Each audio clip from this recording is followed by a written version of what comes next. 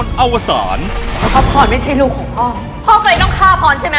ถ้ากูไม่ได้ชดานางพวกมึงทุกคนก็ต้องไม่ได้เหมือนกัน